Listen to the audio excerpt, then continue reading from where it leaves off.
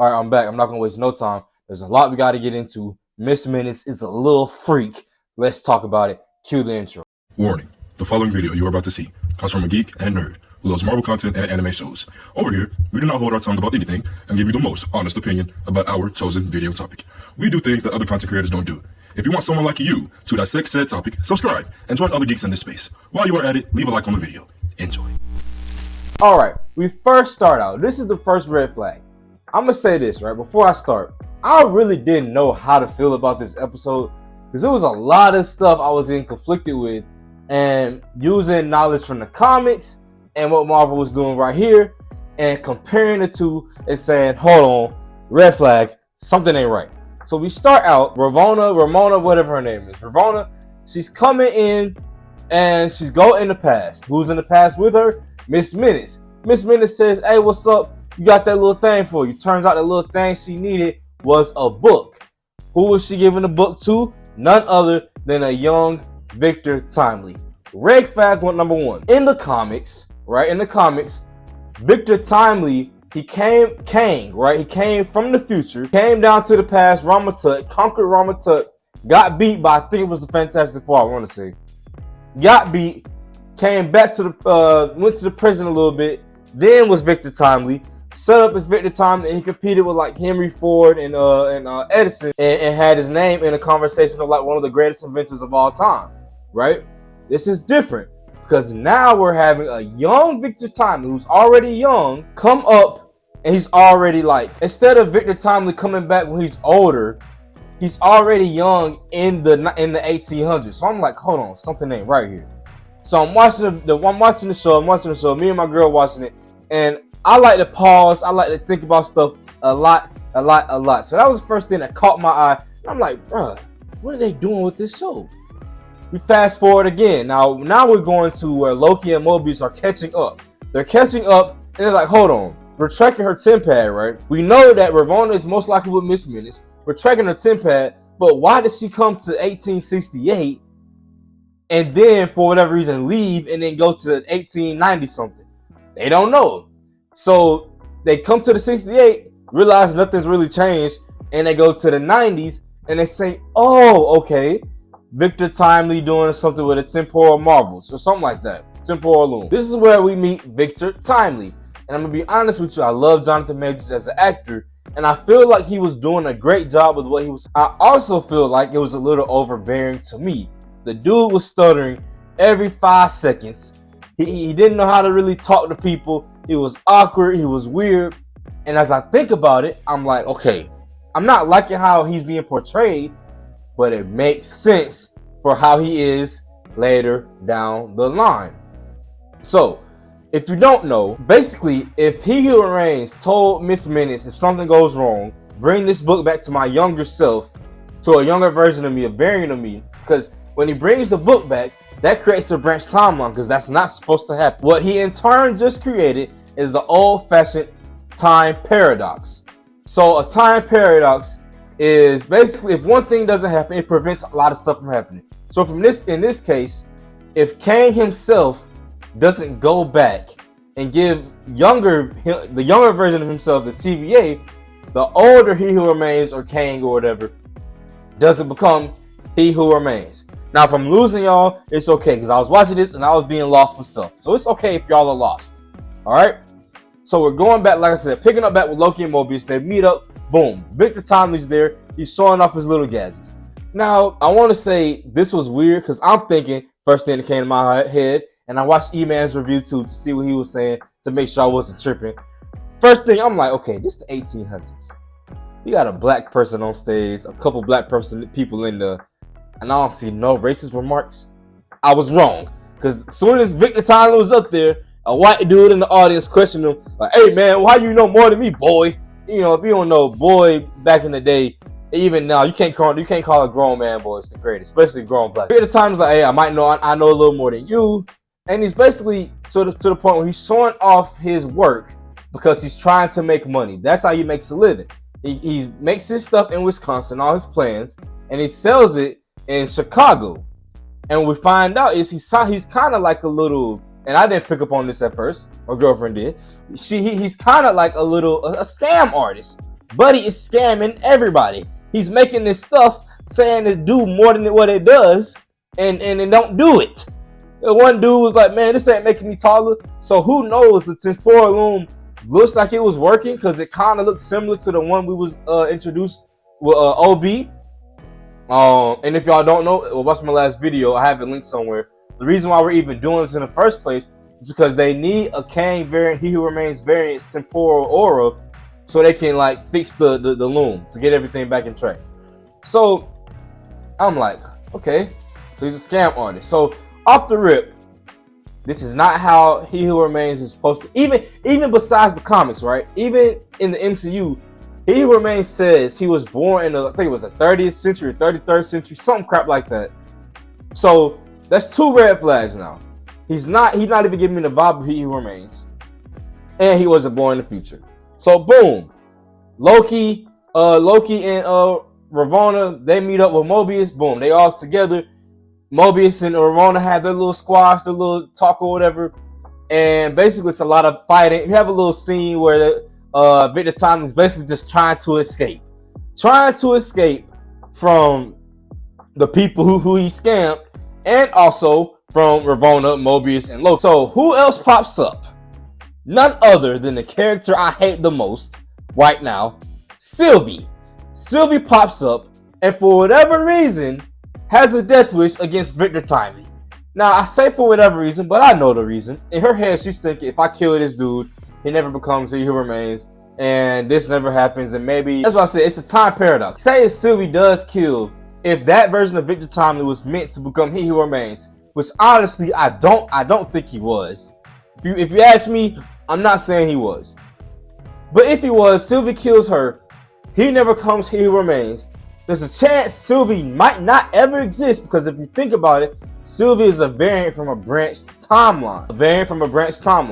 Or maybe she does exist. Never mind. So just ignore everything I just said, because He Who Remains was killing the branched timeline. So I don't know. There's a chance she might not exist. There's a chance she does. Who knows? But her whole thing is she wants to be free, right? So we get a little deja vu from the last episode of the last season. Because it's another standoff where Loki is protecting Victor, and Sylvie want to kill the dude. It ends up happening where Loki and Mobius, they kind of lose out, and Ravonna, Miss Minutes, and Victor Timely, they're catching up. So they escape. They go to Wisconsin, but before they go to Wisconsin, let me tell y'all what happens. And if you're watching this video, you'll know what happens. Miss Minutes was trying to get some of that Timely meat. I'm gonna keep it honest. I'm gonna keep it a buck. And I was seeing it beforehand. If you look at when they're on the boat, before Ravonna tells Victor Timely that she wants to be partners, but she only says that because He Who Remains has promised that to her. If you go back and watch the episode and look at how Miss Minutes is looking while they're talking in the conversation, it is the most funniest stuff I've ever seen Marvel do for me. And I tell y'all, my version of Marvel humor isn't really slapstick humor.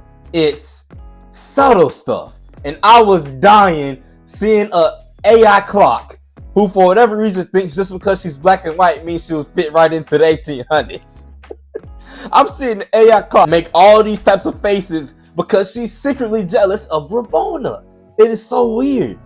So, soon as Ravonna says the partner thing, Victor Timely like, oh, you're gone. Kicks her off the boat, right? So she's asleep off the boat, and now you got Timely and Miss Minutes going to the Wisconsin to get some things, and then they go to TVA. And this is where I was confused, because I'm like, why is there even a fight between Miss Minutes, Ravonna, and Loki and Mobius? Because they're both trying to do the same thing. If you really think about it, they're literally both trying to do the same thing. They both want Bro to go back to the TVA so he can fix stuff. But they're fighting. But the main reason they're fighting is because Ravonna says, hey, you can't trust them because they're Lokis. You know what I'm saying? You can't trust them. Which, like I said, goes back to the thing of a lot of character development and character and how these people are as a character. We're going to get more into that. Here's when it gets freaky. Guys. Miss Minutes somehow has in her mind has convinced herself that she likes He Who Remains. Now this is not He Who Remains. This is Victor Timely. So basically, she's trying to throw that clock back on Victor Timely, and Victor Timely is not trying to catch it. If you're catching what I'm saying, Victor not trying to pick up what she's trying to put down, and he can't because He Who Remains never made Miss Minutes a body, and that's probably why Miss Minutes is saying, "Hey, me and you, we spend a lot of time together. You know what I'm saying? What you trying to do? We can go chill for a little bit. We ain't gotta hit the TVA now. You know what I'm saying?" And at the time, like, ho, and he turns her off. She's gone. Ravonna pops up in the background, and we get another meetup. Sylvie pops up again. Loki pops up again. Mobius pops up again. Now you're probably asking me, what is going on? What is happening? What does all this mean? I'm gonna say this, right? There's a theory going around that Miss Minutes is actually probably the main villain of Loki, which would make sense because if you think about it, we haven't got too much of He Who Remains being a bad person. The only reason why we know He Who Remains is a bad person, or that Kang is a bad person, is because we saw him in Ant-Man Quantumania. But if you were to just watch Loki, if you got a random person, right, and you watch Loki season 1, Loki season 2, you'll be like, bruh, why is this dude so bad? You would think that because he's done nothing but trying to be morally correct. I think we're nearing a point where it's finna start ramping up, and it has to, just because 4, 5, and 6. So these are the last half of the show, and we're starting to get people's true intentions. We're starting to find out, hey, just because someone can become someone doesn't mean they're a bad person, aka Victor Timely. He says that, like, bro, see my heart, see who I am for me, and don't kill me, Sylvie. Because the whole time, Sylvie, you was in my same position. And she says that she thinks that, and she's like, okay, you right. Now we have to see where this is gonna go. What is Victor Timely gonna do when it comes to fixing a temporal loom? Because if you can imagine, this dude is still like a fish out of water. Like, this dude is like, it's still weird. He's smart, but you're talking about centuries and centuries and centuries of technology. It's a lot for him to overwhelm. So I hope in this next episode we get some stuff where maybe we get a clue where this dude might become He Who Remains. I would hope not.